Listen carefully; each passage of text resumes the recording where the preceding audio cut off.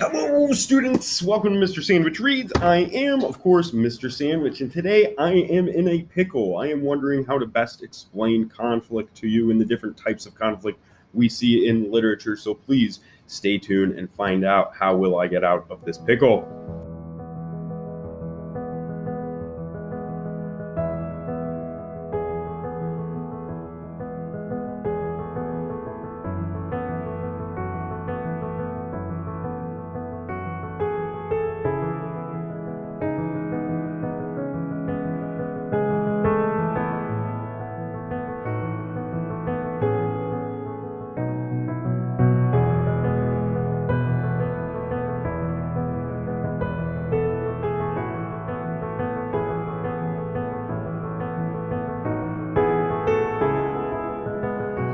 Hello, students. I am Mr. Sandwich, and I am in a pickle, but I think I know my way out of here. So I want to tell you today about conflict and the different types of conflict. There are really four main types of conflict that we often see in literature, which I'll share with you, and then I'll give you a few others that occasionally pop up. So number one is character versus character.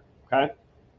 Uh, Character versus character. I always say I love Batman, so I always say Batman versus Joker. It's just basic. Two characters at odds with each other. You see here my Spider-Man. So just comic books often lend themselves to it's this character versus that character, good versus bad. Um, so character versus character when you have two opposing characters. We could take. I know Cruella Deville has her own movie coming out with Emma Stone. So that's just she's an evil character. She's Cruella. Um, so that's an example of they're at odds with a specific character that's standing in the way. That's very common.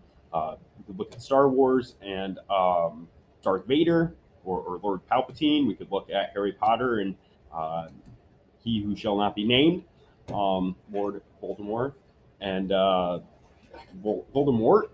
Is the silent T? No, Voldemort. Mort. All right, like Morty. All right, what else do we got? We've got character versus self. So this would be a character sort of doubting themselves. So I've got here Freak the Mighty by Rodman Philbrick, which I read this years ago, but I really enjoyed. About one character who sort of question. He always thinks of himself, or he always thought of himself, I should say, as being kind of dumb and stupid, and he's just kind of an overgrown lug without much of a brain. And then he meets this young fella Max, who has a physical disability, but who is very intelligent and imaginative. And together they refer to themselves as Freak the Mighty. And they sort of there's a lot of character versus self, especially for Freak. He thinks of himself as Freak. Through their friendship, they sort of are instilled with some confidence. So I think the conflict or a conflict in that one. Also, if you followed along with Stargirl with me, Leo Gorlock's sort of decision to either accept popularity and acceptance from the student body or to kind of accept individuality in himself and Stargirl for who she is. That would be an example of character versus self. And remember, a story can have more than just one conflict, but we're just thinking about main types of conflict. We've got character versus nature. So Gary Paulson, who wrote Hatchet, but also writes a lot of character versus nature. Also, the I Survived series, if you ever read any of those series, usually there's like a tornado or like Hurricane Katrina is one. So natural disasters trying to survive nature, the harsh conditions that nature can bring. So any survival story like that is going to be character versus nature. And then lastly, I've got the Hunger Games here in character versus society. And again, that also kind of came up in Stargirl, but it's really the society, how everybody operates. The Giver, too, if you read The Giver, is really what are the norms of the society. And then this is a character going through the experience of like, I don't think I agree with the population at large. So it's not just character versus character, it's character versus like everyone. That would be character versus society.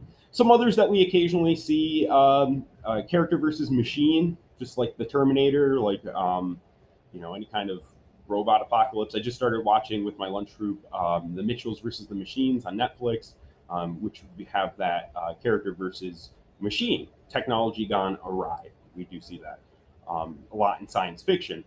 Also, in science fiction or fantasy, we'd see character versus paranormal or supernatural. Like the Conjuring movies would be paranormal, supernatural things that have to do with ghosts or aliens, Sasquatch, things that are theoretical creatures, I guess I should say. I feel like there's another one, but I've given you a lot. That's conflict. I give you the four main types plus machines, supernatural. So be thinking next time you're reading, what is the conflict? It usually comes up early in the story, right? Like by the end of the story, we'll know the theme, depending on how the characters get out of that conflict or don't get out of that conflict. We'll understand the theme and what the story is telling us. But early in the story, you're going to be introduced to the characters in the setting and what is the conflict that the character or characters have to get through.